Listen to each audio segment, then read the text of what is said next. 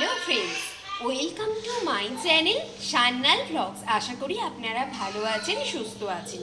আজ আমি আরও একটি ভিডিও আপনাদের জন্য নিয়ে চলে এসেছি। আজ আমি একটি রান্নার ভিডিও আপনাদের সঙ্গে শেয়ার করব। তো আসুন আজকে আমি কি রেসিপি বানাবো তো সেইটা দেখে নিন। আজকে আমি অপূর্ব স্বাদে একটি ভেটকি মাছের রেসিপি আপনাদের বানিয়ে দেখাবো। তো প্রথমে আমি ভেটকি মাছগুলো ভালোভাবে ধুয়ে নুন আর হলুদ দিয়ে ম্যারিনেশনের জন্য রেখে দিয়েছি। প্রত্যেকটা ভেটকি মাছের সাইজ ঠিক এই রকমভাবে আমরা বাজার থেকে কেটে এনেছি।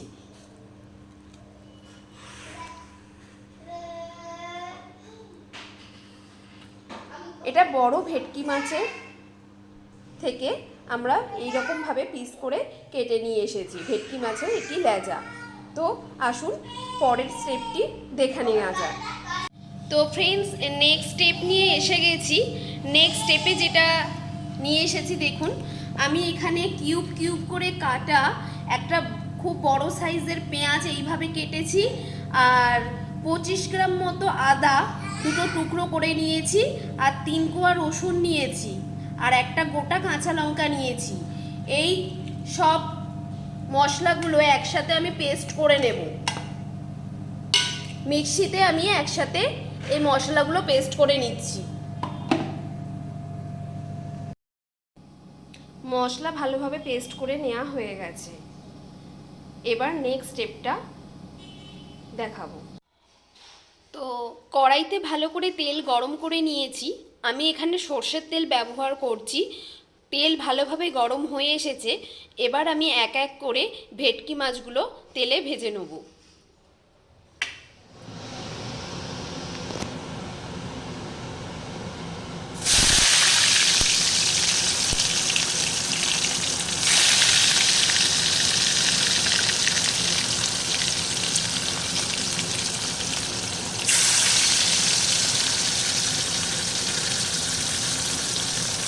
বেশি আঁচে মাছগুলো ভাজবো না, তাহলে মাছগুলো পুড়ে যাওয়ার সম্ভাবনা আছে। মিডিয়াম আঁচে মাছগুলো ভেজে নিচ্ছি।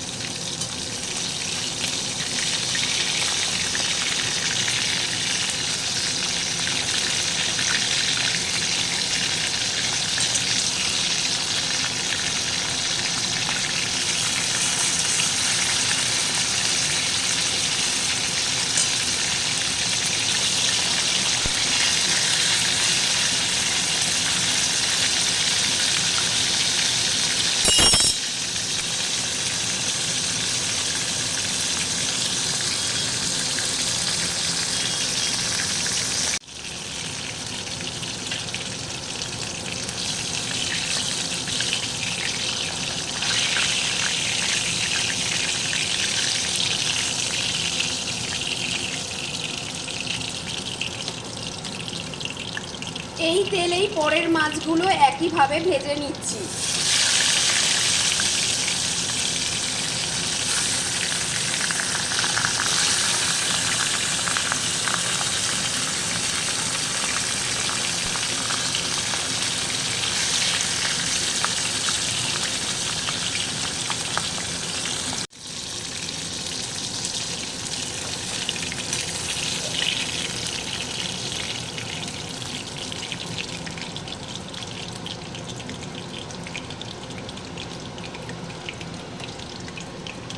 তো সব মাছগুলো তো ভালোভাবে তো ফ্রাই করা হয়ে গেছে।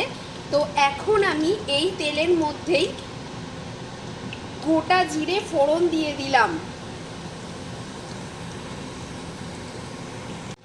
4টে দারুচিনি ফোড়ন দিলাম, কুচি কুচি করে কেটে রাখা টমেটোগুলো দিয়ে দিলাম,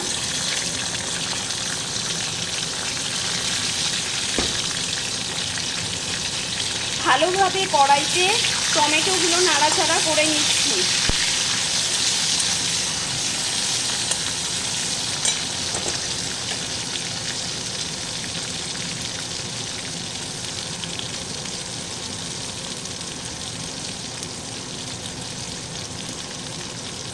আঁচটা এবার একটু বাড়িয়ে নিয়ে আমি এখানে ভেটকি মাছের এই রেসিপিটা আলু দিয়ে করব, তাই এখানে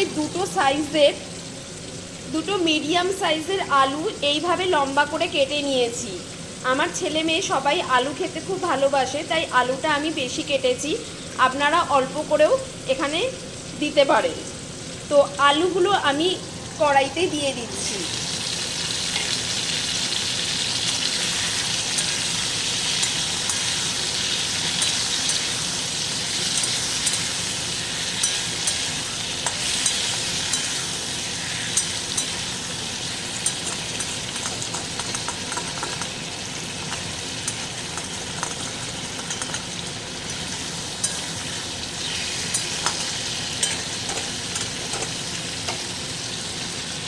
আমি একটা ঢাকা দিয়ে দিচ্ছি যাতে আলুগুলো তাড়াতাড়ি নরম বা বয়েল হয়ে যায়।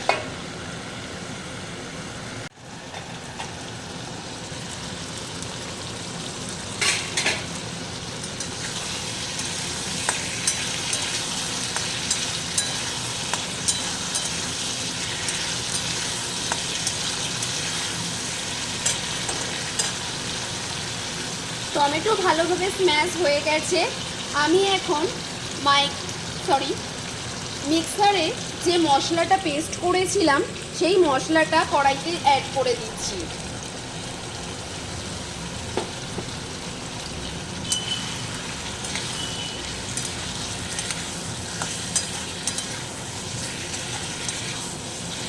ভালোভাবে আলুর সাথে মশলাটা নাড়াচাড়া করে ফ্রাই করে নেব।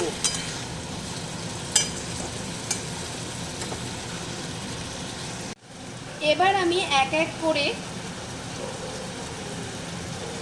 হলুদ গুঁড়ো,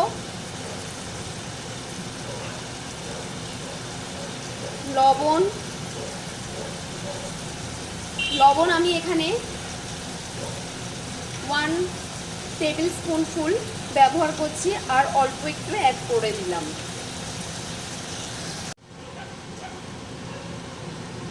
হাফ টেবিল স্পুন চিনি অ্যাড করে দিলাম।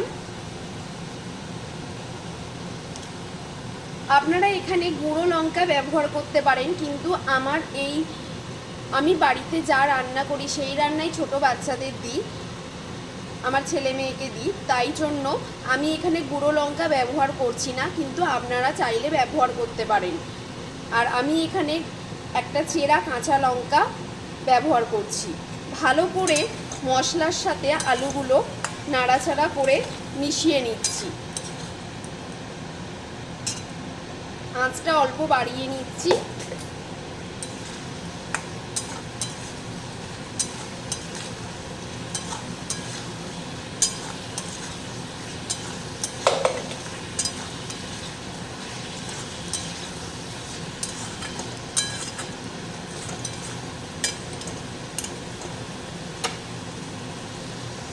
তো ফ্রেন্ডস, মশলা থেকে তো তেল বেরিয়ে এসেছে, তো এখন আমি কড়াইতে জল দিয়ে দিচ্ছি।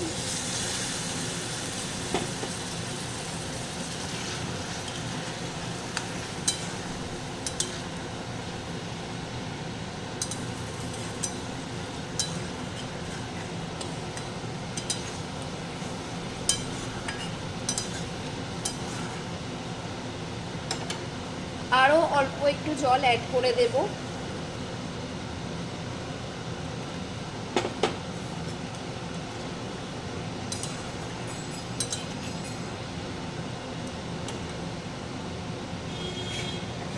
আমি কিছুক্ষণ আলু আর গ্রেভিটা ফুটতে দেব, আলু বয়েল না হওয়া পর্যন্ত। মিডিয়াম আঁচে আমি রেসিপিটা করছি। একটা ঢাকা দিয়ে দিলাম, 5-7 মিনিট পর ফিরে আসছি। ঢাকা খুলে নিয়েছি। আমি এখন দেখে নিচ্ছি আলুগুলো ভালো করে বয়েল হয়েছে কিনা। আলুগুলো মোটামুটি বয়েল হয়েই গেছে, আর গ্রেভিও ঘন হয়ে এসেছে। আমি এখন ভালো করে ধনেপাতা ধুয়ে এখানে কেটে রেখেছি ছোটো ছোটো করে, সেইগুলো আমি এখন কড়াইতে দিয়ে দিচ্ছি। আপনারাও ধনেপাতা দেবেন নামাবার কিছুক্ষণ আগে, দেখবেন স্মেলটা, মানে রান্নার রেসিপির স্মেলটা আরও সুন্দর হবে।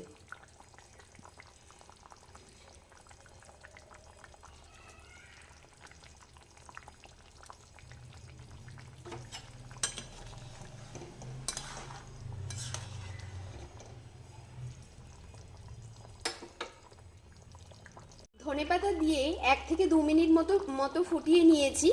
এবার এখন সব মাছগুলো, ভেটকি মাছগুলো আমি এক এক করে কড়াইতে দিয়ে দিচ্ছি সব।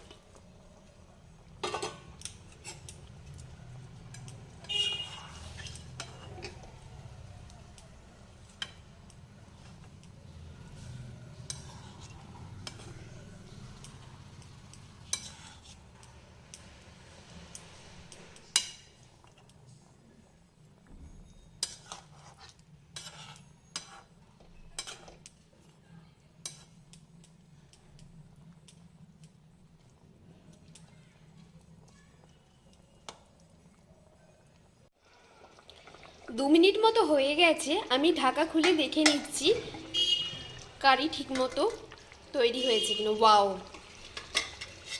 ঢাকা খুলতেই এক খুব সুন্দর সুগন্ধ এসে গেছে নাকে। তো আর গ্রেভিও খুব ভালোভাবে ঘন হয়ে এসেছে।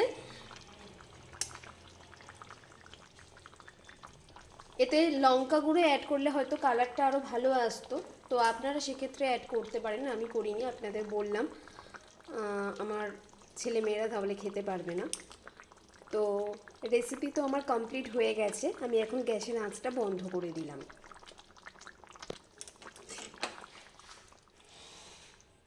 তো ফ্রেন্ডস, ভেটকি মাছের এই কারি রেসিপিটা তো আমার কমপ্লিট হয়ে গেছে।